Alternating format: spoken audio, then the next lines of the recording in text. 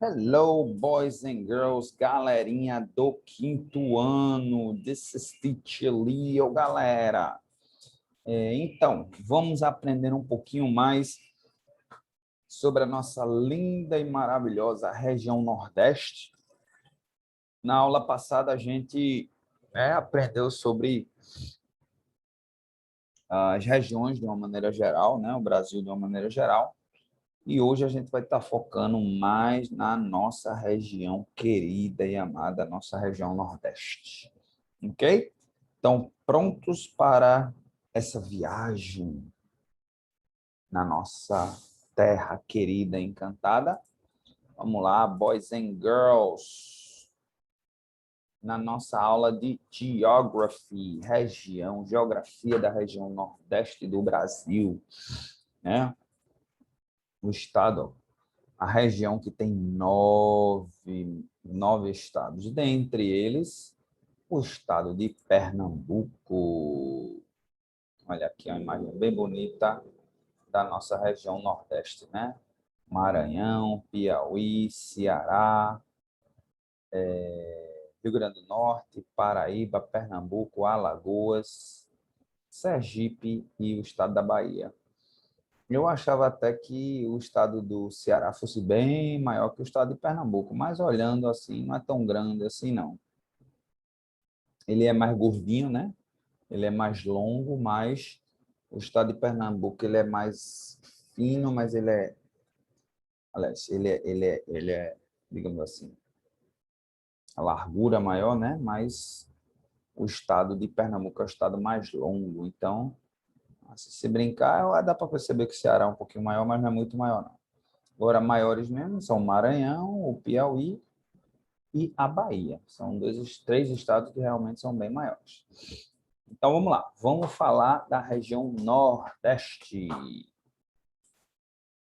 Ok? Então, vamos lá. A área do Nordeste é de aproximadamente 1.558.325 quilômetros quadrados.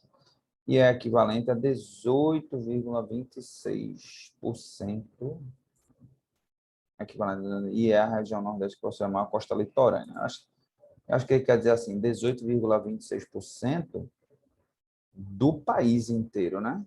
E mesmo assim parece ser pequeno, mas é porque também a região amazônica, só a região amazônica, aliás, desculpa, só a região norte já representa quase 50% do território brasileiro, né? Então, realmente, se for dividir entre centro-oeste, que já é grandaço também, né? Região sudeste, que também não fica atrás, e depois vem a nordeste. Então, realmente, quando a gente olha dessa forma, faz até sentido, né? E possui a maior costa litorânea, né? Possui a maior costa litorânea e também uma das que mais, assim, você pode tirar proveito, né? Porque também a região sudeste ali, as praias não são essas coisas todas, região sul nessas coisas todas, região centro-oeste nem tem, e a região norte também, a região ali que praticamente, ali o delta do Rio Amazonas, ele praticamente encabeça tudo, então não fica um lugar legal, né, para se curtir. Então, a gente realmente é privilegiado nesse sentido, né? A gente tem as praias mais bonitas, sem sombra de dúvida, as praias mais bonitas do nosso Brasil. Obviamente, existem muitas praias bonitas aí ao redor do Brasil, mas o Nordeste se destaca aí. Ok? Então, a região é o estado com maior e menor costa litorânea. Um fato interessante é que a região possui os estados com a maior e a menor costa litorânea, respectivamente. Bahia tem a maior costa, com 932, e o Piauí, com apenas 60 quilômetros. Esse pedacinho aqui do Piauí, ó, esse pedacinho aqui pequenininho do Piauí representa 60 quilômetros, o que equivale 60 quilômetros, mais ou menos, é equivalente aí daqui, acho que daqui para Goiânia. É o litoral, é daqui, vamos se dirigir daqui de Olinda para Goiânia, acho que Goiânia até o litoral, daqui, digamos, até o litoral não, daqui até a fronteira da Paraíba, acho que dá uns 60 quilômetros mais ou menos. Então, é uma costa pequenininha, você vai ter só algumas praias, né? Vai ter aí só uma meia dúziazinha de praias, não, mais, né? Vai ter mais, porque É razoável. Souber aproveitar bem, né? Então, está situadas entre os paralelos 0,1 e latitude norte. Tarará, tarará, tarará. Muito técnico isso daqui, a gente não vai se aprofundar. Isso daqui não, né? Limita-se a norte e a leste com o Oceano Atlântico e ao sul com os estados de Minas Gerais e Espírito Santo. E ao oeste com o estado do Pará, Tocantins e Goiás. A gente faz todas essas fronteiras, né? Vamos falar de aspectos naturais. Há uma presença do clima equatorial úmido, acho que todo mundo já deu para perceber isso, né? Que a nossa região é uma região muito úmida, principalmente a gente que mora aqui no litoral. Não vamos reclamar de barriga cheia, né? Ai, meu Deus, professor, é muito úmido, né? Aquela sensação eterna de calor, né? Eu queria que fosse mais tranquilo, que não fosse tão quente. Mas lembre-se que aqui pelo menos a umidade, a gente tem umidade, pelo menos a gente consegue respirar bem. Essa pior é, por exemplo, na região feita Caatinga, que é a região seca, tá? E pior ainda é se a gente for lá para o Cerrado brasileiro, lá para o centro-oeste brasileiro, que é seco, seco, seco. Se você não bebe água, se passa um pouquinho de tempo sem beber água, você desidrata rápido, porque você está sempre suando e evaporando, né? Aqui, como é muito úmido, a gente sua, a gente fica peguento, né? Por isso que dá a sensação de peguento. Que a gente sua e o suor fica com a gente. No sul, não, porque ele evapora rápido. No entanto, existe um perigo iminente, que é exatamente esse perigo de você desidratar e não perceber que desidratou. Ok? Então, vamos lá. Equatorial, litorâneo úmido, equatorial úmido, né? Pega um pouquinho disso daqui, que é ali mais na região ali do norte, ali no Maranhão. Litorâneo úmido, que é o nosso, isso é bem característico, né? É um regime que tem muitas chuvas, né? E está sempre úmido. Tropical, um clima tropical já é um clima também mais quente, né? Tropical semiárido, que aí ó, envolve, aí entra exatamente esse tropical semiárido, é exatamente se tratando aí do nosso, da Caatinga, se tratando aí do sertão, a parte aí quente, né? Uma das regiões mais quentes aí do nosso país. Mas sempre levando em consideração que não é tão quente assim, tá bom? Comparado com outros desertos aí, tá bom? Sendo que o último é predominante, o semiárido é predominante. A cobertura vegetal predominante é a caatinga, pelo menos naquela região, mas também há faixas importantes de mata dos cocais, que é de coqueiro, né? Ou pelo menos de palma, né? Ok? É o Cerrado, é Caatinga, ali Maranhão e Piauí. Mata Atlântica, que infelizmente, boys and girls, infelizmente a gente destruiu quase tudo, né, da Mata Atlântica. E aqui em Pernambuco, o pedacinho que ficou, um pouquinho que ficou, a gente está querendo terminar de destruir, tem que estar sempre lembrando isso a vocês aí, porque o governo tem um projeto aí para passar exatamente uma estrada que, do ponto de vista econômico, é importante para a gente, é importante. No entanto, é importante também que a gente cuide da natureza, né? Muita gente vai dizer assim, não, mas gera emprego, mas desenvolve, mas isso, aquilo, outro. E não adianta ter emprego, não adianta ser desenvolvido, não adianta ter se a gente vai morrer. Que é isso que vai acontecendo. Vai acabar com toda a mata, vai acabar com tudo, depois vai morrer todo mundo. Não vai ter oxigênio para respirar, não vai ter clima, não vai ter ninguém que aguente o calor, que aguente as intempéries, né? Que as estações do ano se acabem, que a gente não sabe mais quando vai chover, e quando chove também a gente não sabe mais quando vai parar. É por isso que a gente vive nessa loucura, é por isso que a gente vive nesse clima sem sentido. É por isso que cai uma tromba de água que põe Recife debaixo d'água e depois a gente passa meses e meses e meses e meses sem ver um pé d'água, ok?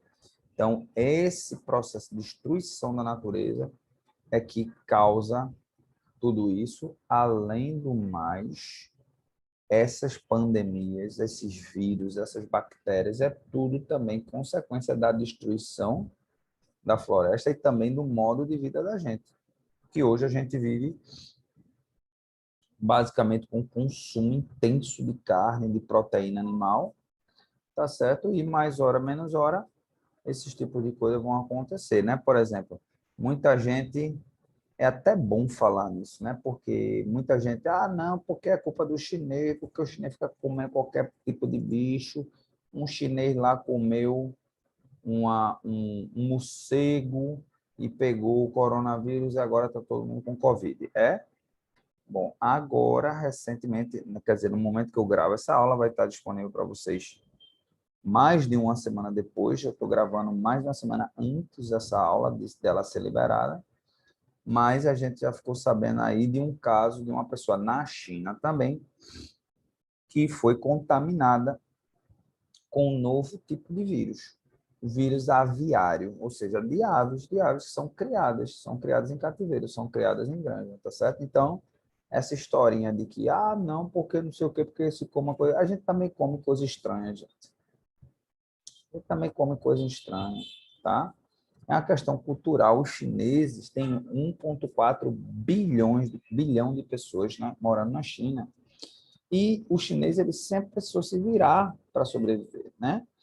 E ele sempre comeu de tudo, sempre comeu todo tipo de bicho e inseto, que inclusive dizem que o inseto, em termos assim de proteína, ele é muito mais eficiente até do que a carne que a gente come, a carne dos animais, tudo.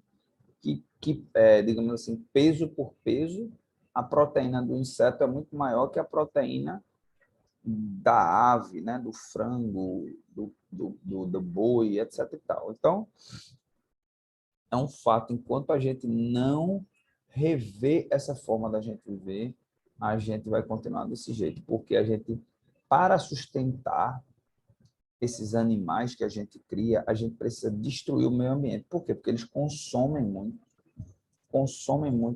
ração e eles consomem muita vegetação. Então, das duas, uma, você deixa no espaço que eles consumam a vegetação, ou você destrói a vegetação para fazer plantação de ração para esses animais, tá? Então, você tem, por exemplo, hoje destruição da Amazônia com essa intenção. Você destrói a Amazônia para plantar soja, que a função da soja é se planta soja, se vende tanta soja, por quê? Porque serve de ração para animal, tá certo? Então, e a gente nem tira proveito, nós brasileiros nem tiramos proveito disso daí, porque essa ração, essa soja, ela é toda vendida para o exterior. Toda não, né? Mas quase toda vendida para o exterior. E um dos grandes compradores hoje é a China, tá certo? A China precisa dessa soja, por quê? Porque ela não quer destruir o que ela tem, então ela terceiriza, ela bota para país, para a gente plantar, né? Brasil, inclusive, a própria China tem comprado terras, tá? No Peru, na Bolívia, em outros países aqui da América do Sul, para ela mesma fazer a plantação dela. Então, a coisa não é boa não, tá, boys and girls? E a gente tem, por fim, a gente ainda pega um pedacinho ali do cerrado, tá? Que é uma vegetação dali da região centro-oeste, mas também ainda atinge a gente, ainda pega um pouquinho a gente, tá certo? Então, existem vários, vamos falar um pouco, continuando falando sobre vegetação, né? Existem diversos tipos de planta na caatinga, sendo uma delas o mandacaru. O mandacaru, que é da família do cacto, né? Cardeiro, também conhecido como cardeiro, e jamacaru, planta da família das Cactaceae, gênero Cactus, arbusiva xerófita nativa do Brasil, disseminada no semiárido do Nordeste, mandacaru vem do tupi mandacaru, ou iambarabarabara.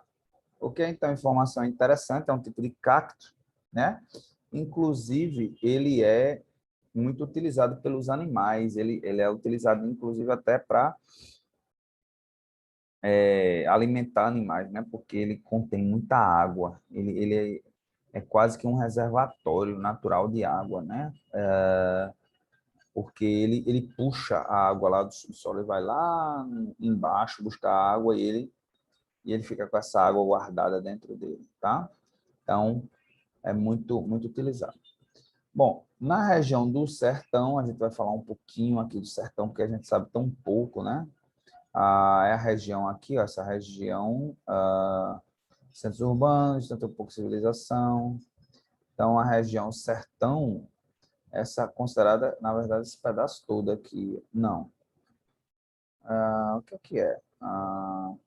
Tá meio estranho isso daqui, né? Porque o sertão não pode ser isso tudo aqui. Mas, bom, vamos lá. Na região do sertão pode ser encontrado vários poços subterrâneos, porém sua água é salobra, tá? É aquela que apresenta sais dissolvidos, cloretos, que a água doce é menos que a água do mar. A água possui salinidade intermediária entre a água doce e a salgada, tá certo? Então, no sertão a gente vai encontrar muito dessa água salobra, né? E aí um processo de dessalinização poderia ajudar, tá certo? Ajudar as pessoas dessa região, que é um pessoal tão carente, é um pessoal que precisa muito de água. Mas por outro lado, é um processo caro, não é um processo barato, né? De desalinizar a água. Inclusive, eu tenho um sítio que não é no sertão, mas é num município que fica ali já na região agreste, que é Glória de Goitá, na verdade, divisazinha da Agreste Zona da Mata, mas comprei um sítio, né, com a intenção também de furar um poço, cheguei a furar um poço e tudo, e descobri água salobra lá, tá certo? Então, não é algo exclusivo do sertão. Também na região do Agreste a gente vai encontrar ali, né, regiões ali em que a água é salobra, tá certo? E é um processo caro. Eu tinha mais uns sócios e a gente gastou um dinheiro razoável para dessalinizar essa água, depois acabou que perdeu o dinheiro, né? O dinheiro nem serviu, a gente acabou que não conseguiu fazer o que a gente queria lá, né? Queria fazer uma plantação e acabou não dando certo, tá? Então, processo caro, está em curso desde 2007. Então, 2007 iniciou-se um processo de transposição, né, de integração do Rio São Francisco com bacias hidrográficas do Nordeste setentrional. Chama-se isso de transposição do São Francisco, né? É mudar, né? É pegar e deslocar o rio. Você criar, digamos, é como se fosse assim, criar um braço do rio, criar um afluente do rio, como é que eu diria, artificial. Então, levar de um lugar para outro, para quê? Para levar exatamente essa água do Velho Chico, né? As águas do Rio São Francisco, que são águas tão importantes, né, para o povo nordestino, levar para outras regiões também, para que possa abastecer outras regiões e aí matar a sede, digamos assim, numa área mais seca, né? A minha grande pergunta é o seguinte: a gente mexendo tanto assim, né, com o meio ambiente, né? Afinal de contas, quando você muda o curso de um rio de maneira totalmente artificial, como é que isso vai afetar, né, esse rio? Né? Um empreendimento do governo federal, sob a responsabilidade do Ministério da Integração Nacional, destinado a assegurar a oferta de água em 2025 a cerca de 2 milhões de habitantes, 12 milhões, 390 municípios do Agreste e do Sertão dos estados de Pernambuco, Ceará, Paraíba e Rio Grande do Norte. Né? A temporada seminária será possível a retirada contínua 26,4 metros cúbicos por segundo de água. O equivalente a apenas 1,9%. Ok, então não é muito, né? Da vazão garantida pela barragem de Sobradinho. Sendo que 16,4 metros cúbicos, 0,5 seguirão para o eixo norte e o restante para o eixo leste. existem grandes açudes. A água iria para alguns açudes ou represas em algumas cidades. Solução para grandes períodos de estiagem é a criação de cisternas. Também é outra forma também de ajudar essa população. Você criar cisterna também não é assim, digamos, uma forma muito barata, porque quando você cria... Primeiro, nem todo lugar pode ter cisterna, né?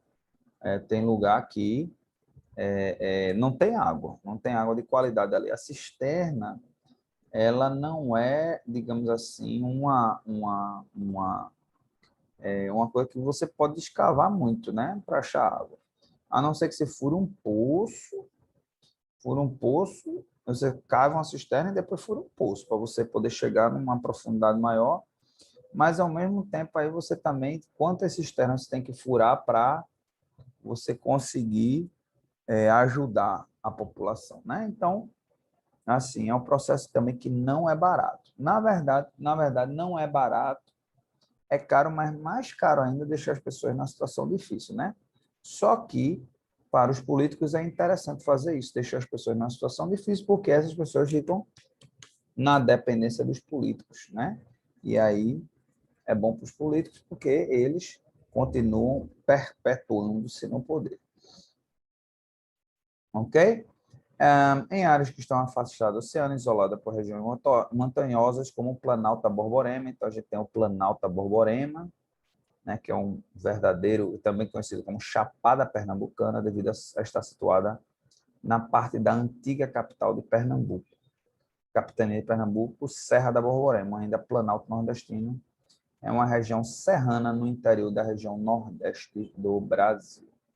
Tá certo? Então, a gente tem esse Planalto da Borborema, né, que exatamente a gente vai andando no interior, né, por isso que muitas cidades do interior, elas são bem frias, né, porque elas estão aí incluídas aí nesse Planalto da Borborema, e aí a partir de quando a gente sobe a Serra das Russas ali, a gente já está começando a visualizar, a gente já está começando a sentir um pouquinho o Planalto da Borborema, é, digamos assim, o começo, né, o começo de tudo ali, e depois a tendência ali é de ir subindo, né? Depois Caruaru, Bezerro, Caruaru, e depois a gente vai seguindo em frente, e aí depois a gente sobe, vai chegando, por exemplo, em cidades como Arco Verde, né? Que aí esfria bastante, já dá uma esfriada boa, até chegar em cidades como, a gente também, virando à esquerda, a gente vai para Bonito, né? Garanhuns, também, que é bastante frio por conta exatamente de estar localizado aí nesse Planalto, e a gente chega até a cidade que é a mais fria de Pernambuco, que eu esqueci o nome dela agora,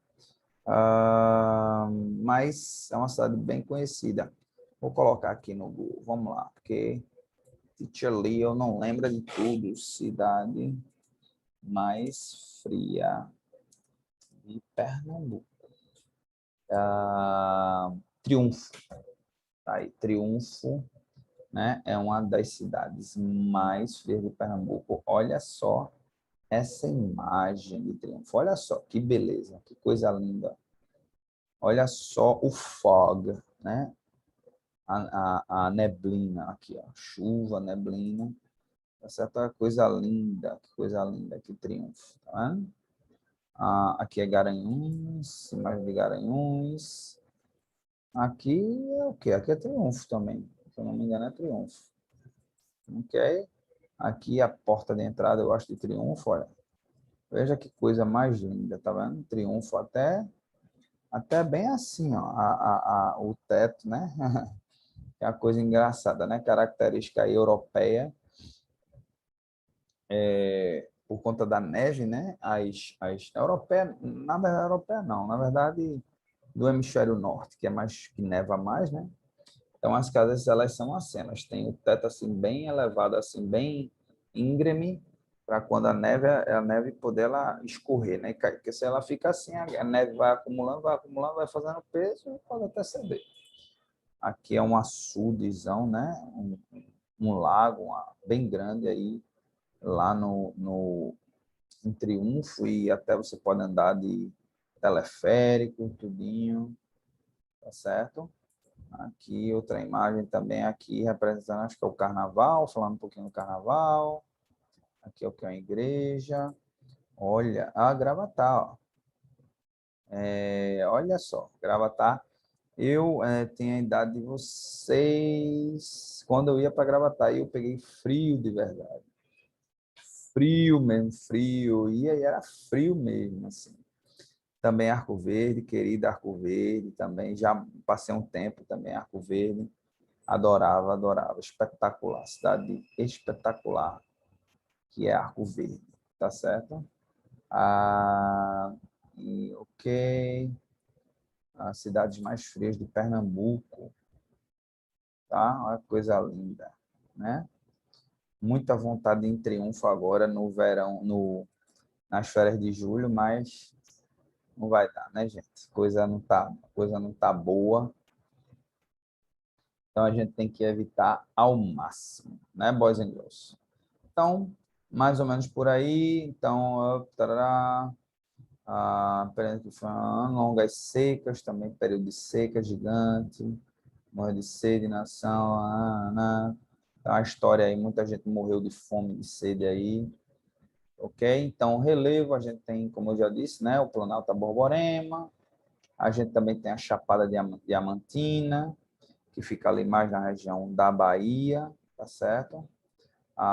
Também a bacia do Rio Parnaíba, que fica ali, aquela região, né, do Maranhão, Piauí, ok? Então, Chapada Diamantina aqui, fica ali na região da Bahia, a Pico do Barbado, a do Araripe, que fica nas divisas dos estados Ceará, Paraíba e Pernambuco, Chapada do Araripe, né? A região ali do Araripe, chamada região do Araripe, que inclusive tem uma cidade pernambucana chamada Araripina, tá certo? Mas mais ou menos sertão, a gente já falou sobre sertão, clima semiárido, né?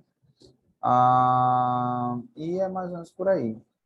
Depressão sertaneja, São Francisco tem uma depressão também grande, tá certo? Depressão inverso, né? De planalto, de lugar de altitude, depressão, a queda, né? A região, a depressão sertaneja São Francisco. Ok, boys and girls. Então, o clima a gente já falou, né? O clima é quente, tem a região equatorial, tem a região litorânea, vegetação, a gente já falou da Mata Atlântica, Mata dos Cocais, já falou do Cerrado, Caatinga, vegetações litorâneas e matas ciliares, tá certo? Então, tem a vegetação litorânea e matas ciliares, tá certo? É um tipo de vegetação presente em espaços próximos a corpos de água. A gente vai encontrar muito aqui, por exemplo, que no que restou da Mata Atlântica aqui, né? Por exemplo, em Igaraçu, aquela região de aldeia, para quem já foi em aldeia. A gente também vai ter os mangues, a região do mangue ou manguezal, que a gente está acostumadíssimo, a gente de Olinda e Recife, está acostumadíssimo, tá? É onde é um ecossistema onde se reproduzem os caranguejos, tá certo? Também vai incluir alguns restingas, né? Então, uma área de restinga, apesar de que não é muito encontrada aqui, as dunas lá, né? Nas dunas maranhenses, né? Que também tem a intenção de visitar um dia. Ok, boys and girls. Então, a gente já falou de hidrografia, a gente falou da bacia de São Francisco. Só mostrar aqui, a bacia gigantesca começa lá, ó, no comecinho de Minas, já perto de São Paulo. Ela vem, cruza Minas e vem desembocar aqui na divisa com Sergipe e Alagoas. A bacia do Parnaíba, que fica na parte de cima. A bacia do Atlântico também, ó. Bacia do Atlântico, várias bacias do Atlântico. Zonas geográficas a gente já viu, tá bom? Então, boys and girls, a gente vai ficando por aqui com a nossa aula, tá certo? E como homework, tá certo? Eu gostaria que vocês, mas a gente não falou muito de cidades importantes aqui da região Nordeste, então, que vocês fizessem uma pesquisa, procurassem pesquisar sobre uma cidade importante da região Nordeste, tá? Fiquem à vontade, pode ser uma cidade da região de Pernambuco ou de um outro estado que você queira. De repente, é até interessante um outro estado, uma cidade importante de outro estado, para saber um pouquinho mais. Porque a gente estuda tanto, né? Estuda Recife, estuda Olinda, estuda o nosso estado. Às vezes é interessante a gente também aprender um pouquinho sobre outros estados, tá? Essa é algo que sempre vale a pena. Conhecimento é algo que nunca é demais. Ok, boys and girls? Então, Teacher Leo vai ficando por aqui, né? Vai desejando a todos um excelente fim de semana, depois que assistir essa aula, depois fizer o homework. A gente está se aproximando, hoje é dia 11, né? Então, a gente está bem próximo aí do São João. Falta pouquinho, mais uma semana e um pouquinho. Ok? See you guys later. Bye.